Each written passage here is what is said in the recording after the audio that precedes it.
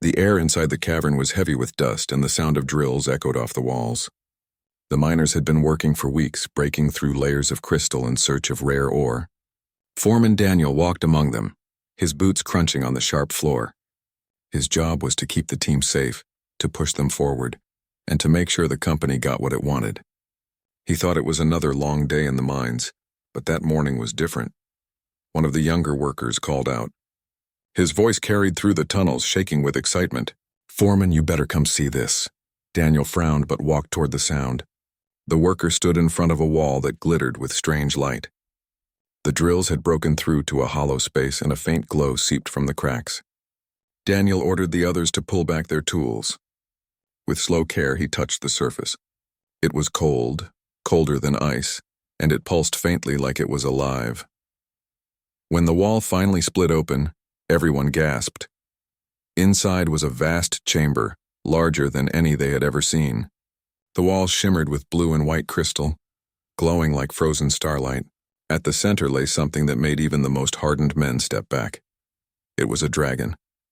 Her body was long and graceful, covered in pale scales that gleamed like moonlight. Her wings stretched wide, but they were trapped in layers of hardened crystal, folded tight against her back. She was beautiful and terrifying at the same time, like a statue carved by the hands of time itself. For a long moment, no one moved. "Is it dead?" one miner whispered. Daniel did not answer right away. He stepped closer, ignoring the fearful looks of the others. He studied the creature's face, the long snout, the silver horns, the eyelids shut tight as if in deep sleep. He had seen many strange things in his years of work, but nothing like this. "She's not dead," he said at last. His voice was steady, though inside his chest his heart pounded. "Look," he pointed. If they watched closely, they could see it. Just the faintest rise and fall of her chest. Slow but steady, breathing. The men murmured nervously. Some backed away. Others argued that it was impossible. A living creature buried for who knew how many centuries. It defied reason. The news spread quickly. Within hours, scientists and military officers arrived, summoned by the company. They crowded the chamber, their machines scanning, their eyes wide with greed or curiosity. They spoke of power, of secrets hidden in her body, of weapons that could be made from her blood or her bones. Daniel stayed near the dragon. He could not explain why, but he felt drawn to her. There was something more than science here, more than money. The way she rested so quietly, trapped yet not broken, stirred something deep inside him. That night, when the chamber emptied, Daniel did not leave. He sat near her, the glow of the crystal washing over his tired face. The silence of the cavern was broken only by the faint hum of machines left behind. "You can hear me, can't you?" he said softly. He felt foolish for speaking, but the words came anyway.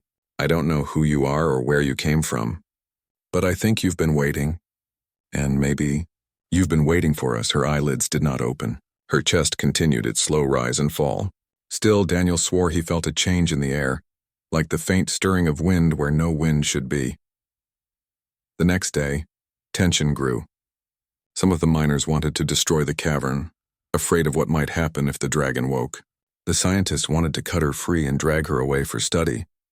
The officers talked of locking the area down and calling it classified. Through it all, Daniel stood his ground. He reminded them of the dangers of rushing. He insisted the dragon was not just a relic or a tool. No one listened to him, at least not openly. But he refused to step aside. At times, when the others left, he placed his hand on the crystal near her head. The surface was cold yet not lifeless. He imagined that beneath the crystal, beneath the long centuries, she could feel him. And somehow he felt her too.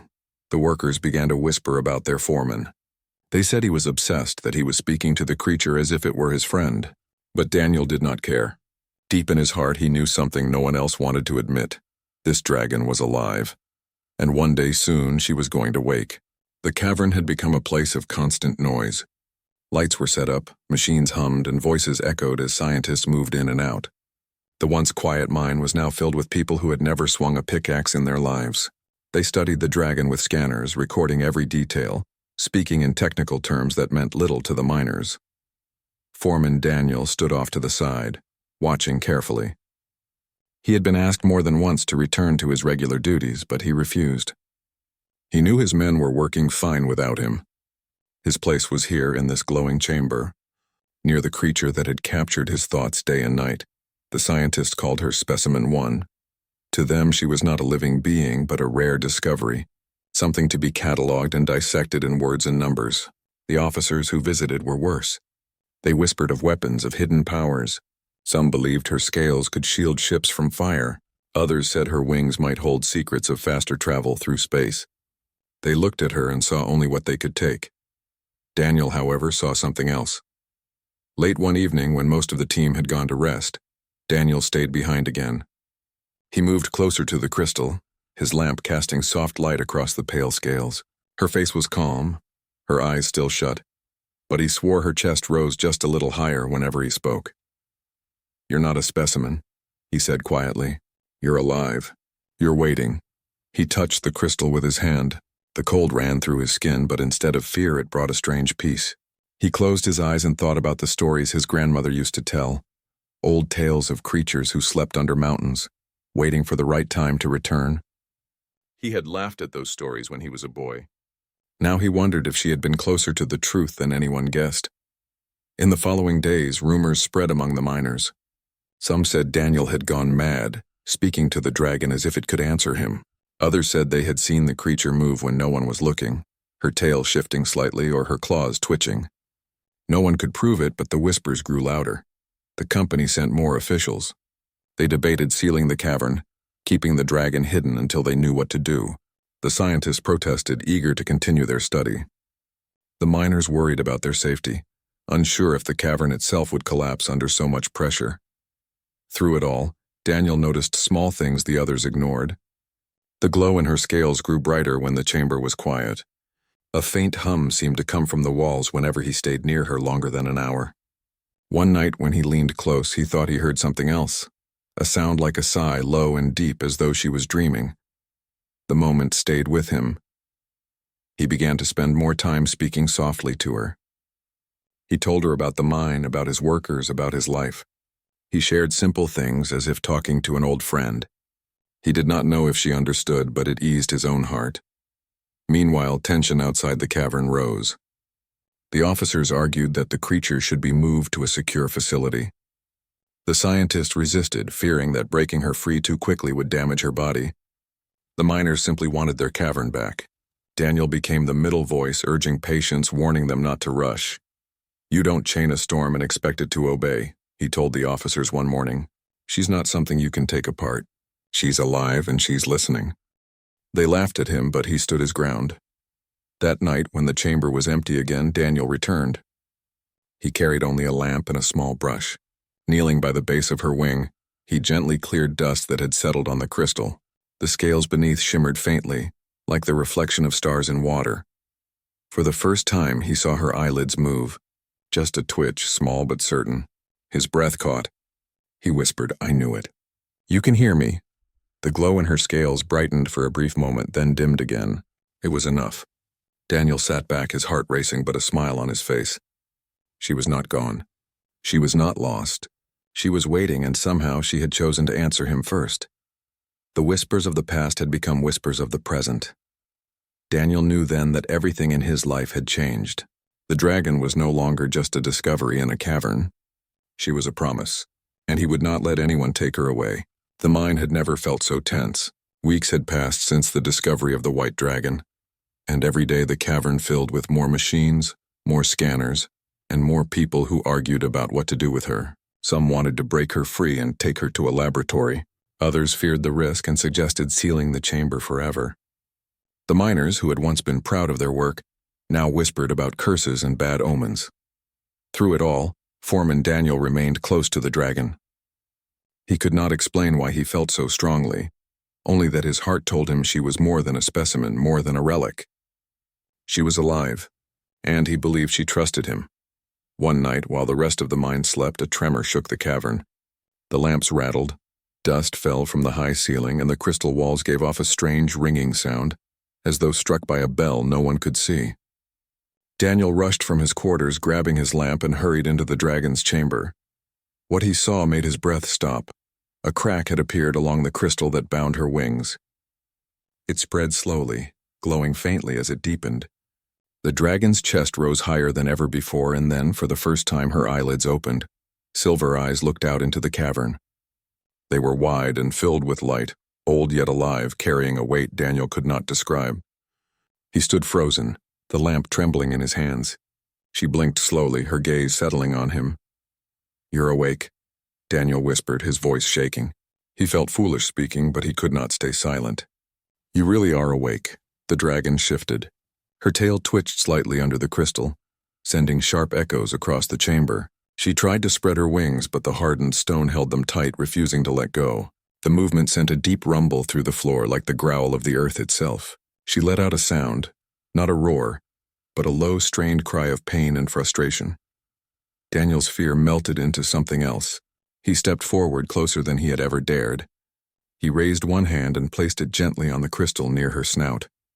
"It's all right," he said softly. "You're not alone." The moment his hand touched the cold surface, her breathing slowed. Her trembling eased. She lowered her head slightly, pressing against the crystal as if she could feel his presence through the barrier. From the doorway, a miner gasped. Others had followed the noise and now stood watching, their faces pale. "It moved," one of them said. "The thing's alive." "We're doomed."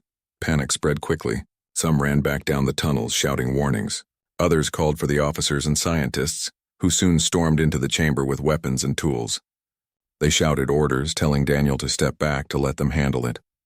But he refused. "She's not a threat," Daniel said firmly, still keeping his hand against the crystal. "She's scared. You're frightening her." The officers ignored him and ordered the scientists to cut deeper into the crystal. Heavy machines were brought in, their drills screaming against the stone. The dragon thrashed in pain, her eyes glowing brighter, her muffled cries echoing like thunder. Daniel turned and shouted at them, "Stop it! You're hurting her!" But the machines kept working, sparks flying as they scraped her bound wings. Daniel could not stand it any longer. He ran forward, grabbed one of the controls, and slammed it off.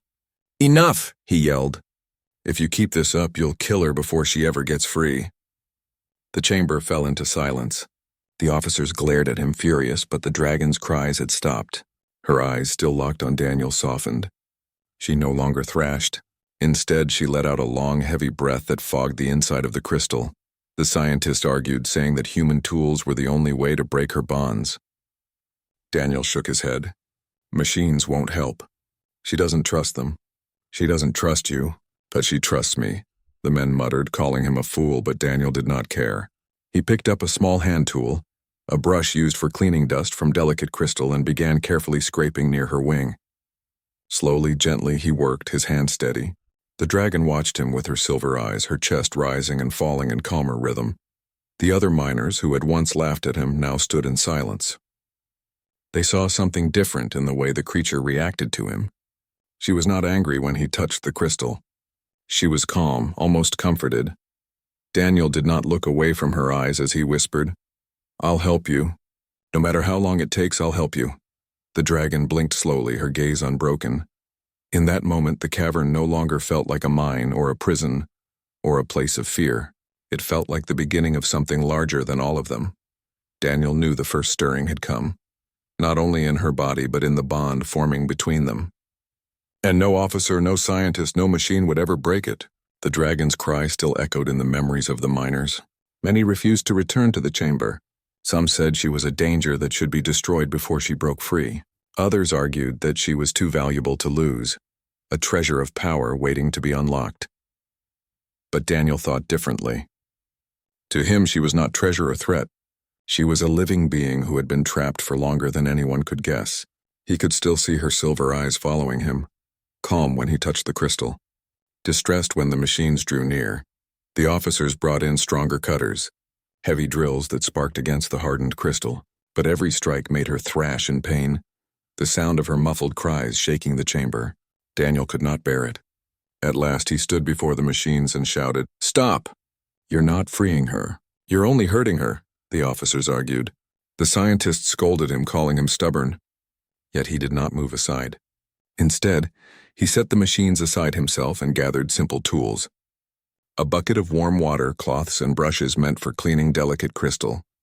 The others laughed at first, saying he was wasting time. But Daniel ignored them. Day after day, he returned to her side, He worked with his hands, cleaning carefully along the cracks where Crystal clung to her wings. He dipped the cloth in warm water, letting it soften the surface, then brushed slowly so the scales beneath could breathe. His movements were patient, steady, as though each touch mattered. The dragon watched him. At first her eyes were guarded, her body tense with every sound from the chamber. But as the days passed, she began to blink softly when he came near. Her breathing grew steadier when his hands moved along the stone. When he paused, her tail twitched as if urging him not to stop. It was not only Daniel who noticed. The miners, though still nervous, began to watch in silence. They saw how the glow in her scales brightened each time he worked. They saw how her cries of pain faded when only his hands touched the crystal. The same men who had mocked him grew quiet, whispering that perhaps the foreman had found a way no machine could match. One evening, after hours of careful work, Daniel sat back and wiped the sweat from his brow. His hands were raw from scrubbing, his arms aching, but he felt no regret. The dragon lowered her head slightly, her eyes steady on him. For a moment he thought she looked almost grateful. "You feel it, don't you?" he said softly. "I'm not here to hurt you. I'm here to help." Her scales glowed faintly, casting silver light on his tired face. The bond between them grew stronger each day. Daniel began to notice her moods. When she was calm, her hum filled the cavern like a low song. When she was restless, her tail shifted and her breathing quickened. He learned to time his work to soothe her, to pause when she grew agitated, to continue when she stilled. The others could not understand it. The scientists tried to explain it as a reaction to vibration, as some instinctive response to warmth. But Daniel knew it was more. She trusted him. Not them, not the officers, not the company, only him. Weeks passed in this rhythm. Daniel's hands grew rougher, his tools worn, but the dragon's glow returned. Her breaths grew stronger. The crystal around her wings thinned little by little. She was still trapped, but no longer silent, no longer fading. Then came the accident. A slab of crystal cracked high above the chamber, breaking loose without warning. The heavy shards fell toward the ground where Daniel worked. He had no time to move, but before the rock struck, the dragon shifted. Her tail slammed against the inside of her prison, breaking apart the falling crystal and scattering it to dust. Daniel froze, his heart racing. Slowly he looked up at her. She stared back, her silver eyes unblinking. She had protected him. Word of the event spread quickly through the mine. The men who had once mocked him began to look at the dragon differently. They spoke less of curses and doom, more of guardianship. Some even said she was watching over them because Daniel had shown her kindness. The officers grew uneasy. They wanted control, not stories of trust and loyalty. They pressed Daniel harder, demanding he let them take over. But he refused. "She doesn't need your machines," he told them. "She needs patience.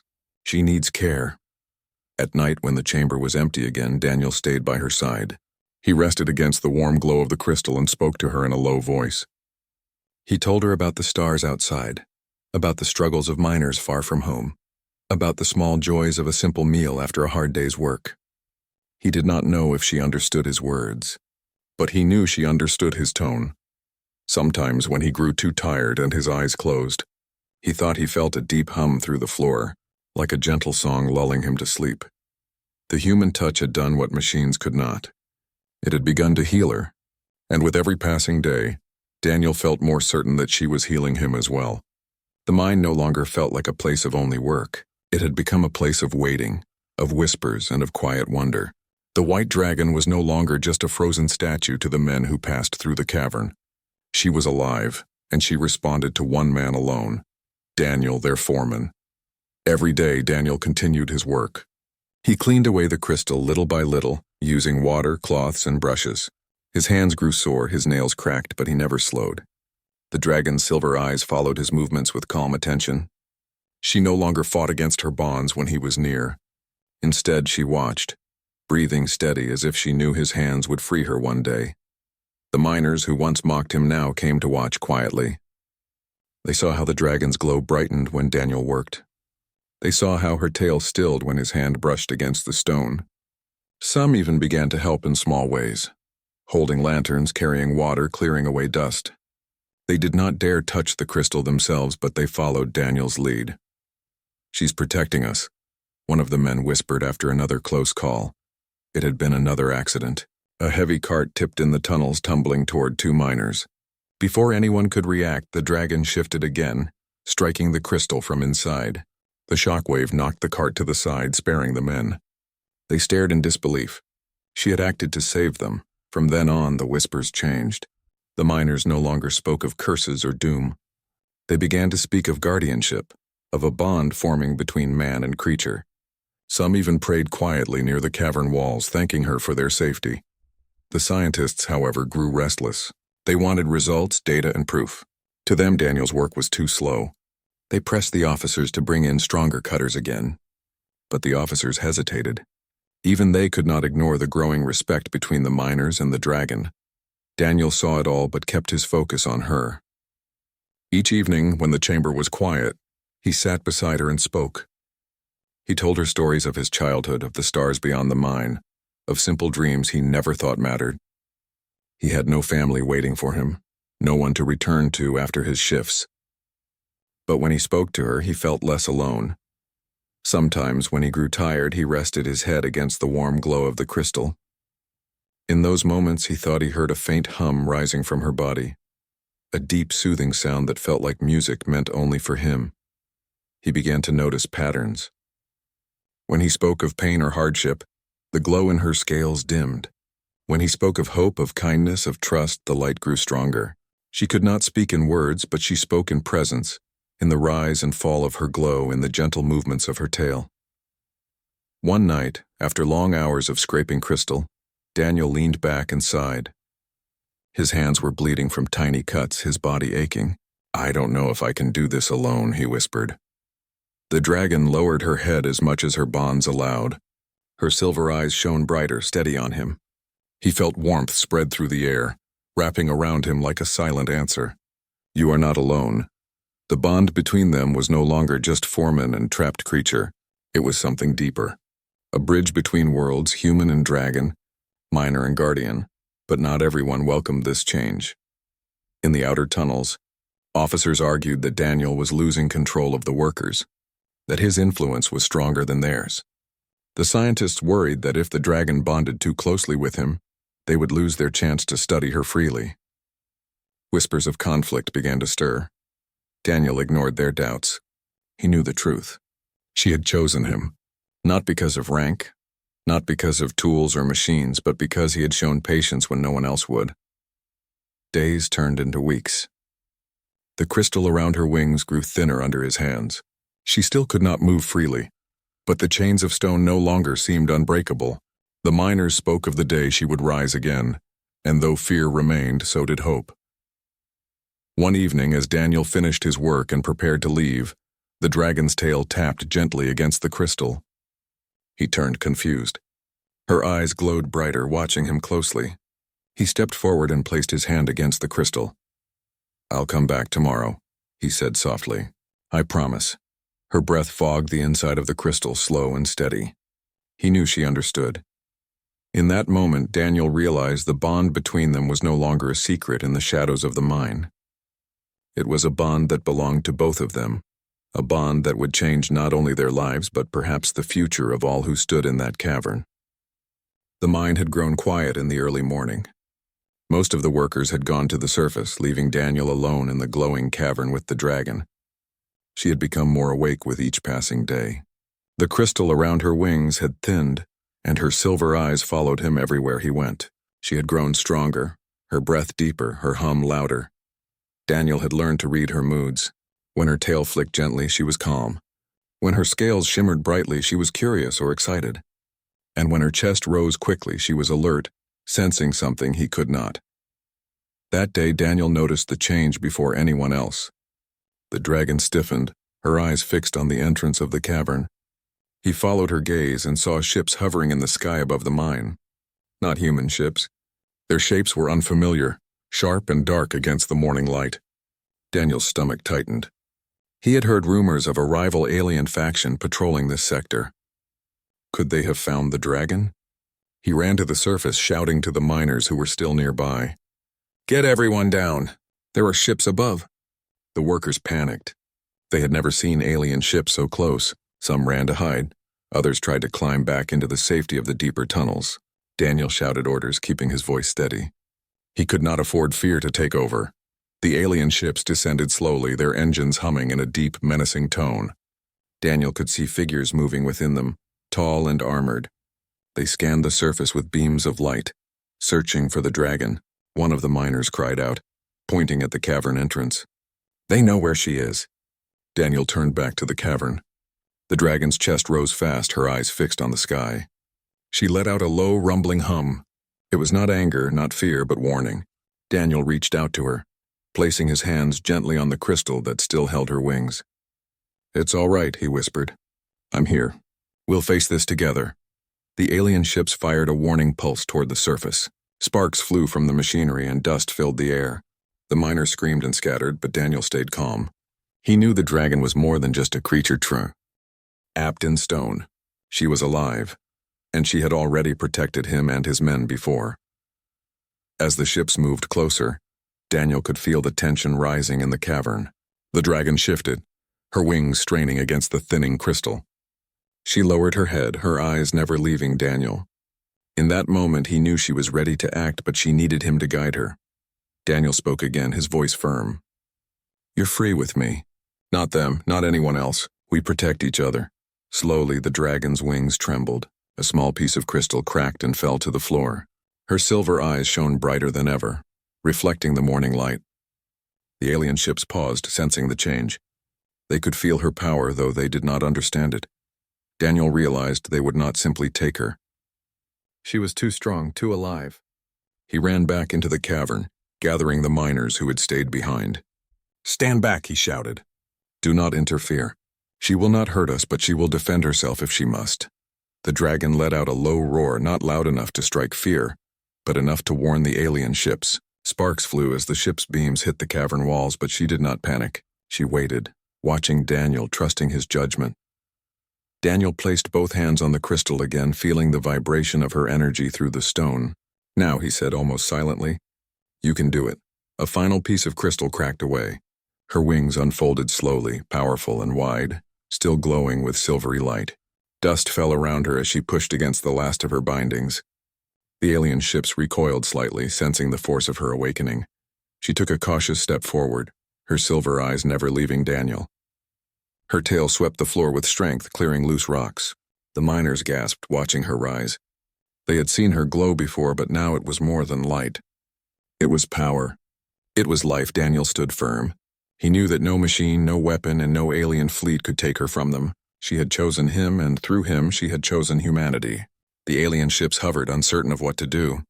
The dragon's roar echoed through the mountains, a warning that she would not be captured or chained again. Daniel looked at the miners around him. "She is ours to protect," he said. "Not to own. Not to harm. She trusts us, and we must trust her." The alien ships hesitated, and slowly they began to retreat. The morning light reflected off their metallic surfaces as they moved away, leaving the mine in silence once more. The dragon lowered her head, her chest still rising with strong, steady breaths.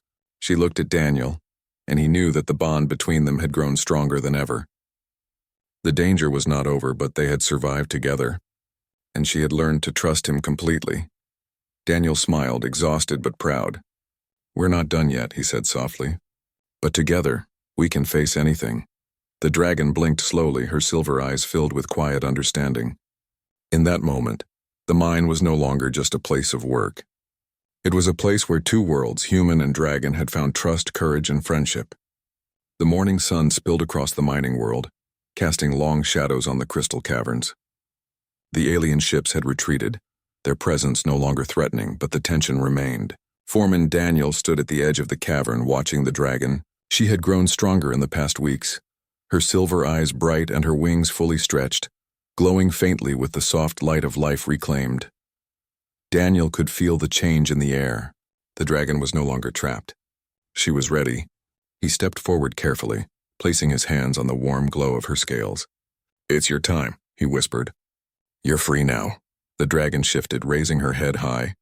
Her wings stretched wide, filling the cavern with shimmering light. She beat them slowly at first, testing the strength that had been trapped for centuries.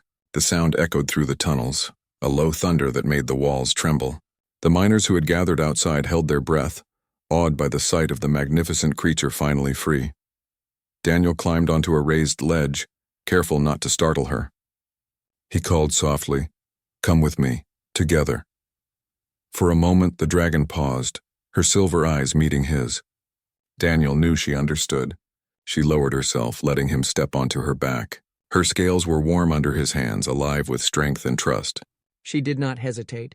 With a powerful push, she lifted off the ground, wings beating against the air. Dust and small stones tumbled down the walls as the cavern filled with the sound of wind and life. The miners cheered, but Daniel barely noticed. His focus was on the dragon and the freedom they had earned together. She rose higher, circling the mine, showing off her strength and grace. Her wings glowed brighter with every beat, reflecting the sun like a living star. From above, the alien ships appeared again, but they did not attack. They hovered at a distance, watching, uncertain of what to do. They could feel the power of the dragon, her will clear and unyielding. She belonged to no one, not to them, not to machines, not to fear. She belonged to the world she had chosen and the human who had earned her trust. Daniel held on tightly, feeling the rush of wind and the surge of power beneath him. "You're amazing," he said, almost in awe. "We did it together." The dragon responded with a soft hum that resonated in his chest, a sound of joy, freedom, and recognition. She banked in a wide circle, dipping low over the mine, giving the workers a chance to see her fully. Every eye that looked up saw more than a creature of myth. They saw life, strength, and a bond between worlds. As the hours passed, Daniel guided her out of the canyon and into open skies. She soared higher and higher, powerful wings slicing through the clouds. The alien ship stayed far below, unable to challenge her speed or grace. Daniel felt the freedom of the wind against his face, a feeling he had never known. Every beat of her wings reminded him that patience, care, and trust had created something stronger than any weapon or machine. After a long flight, the dragon glided over the mountains, finally landing on a high plateau where the crystal could shine unbroken. She lowered herself, folding her wings carefully, now unbound entirely from the constraints of time and stone. Daniel slid down, landing lightly on the ground beside her. He looked at her, feeling both pride and gratitude. "You're free," he said softly, "and you trusted me to help you." The dragon lowered her head to his level, letting her massive eyes meet his. Daniel reached out, brushing his hand along her snout.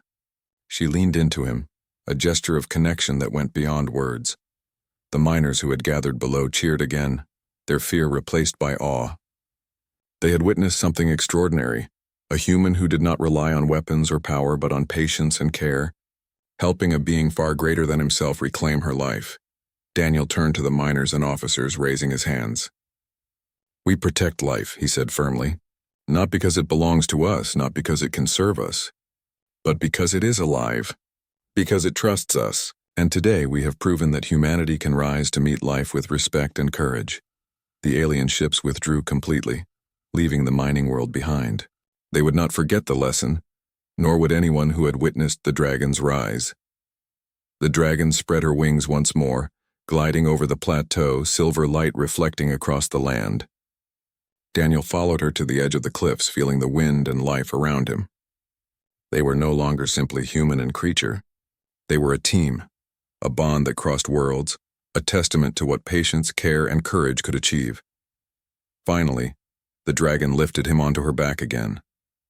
Together they soared into the horizon, leaving the mine and fear behind. She was free, and Daniel had proven that humanity could stand beside a being of unimaginable power without fear, without greed, only trust and care. The world below grew smaller as they rose higher, and Daniel felt a deep certainty in his heart.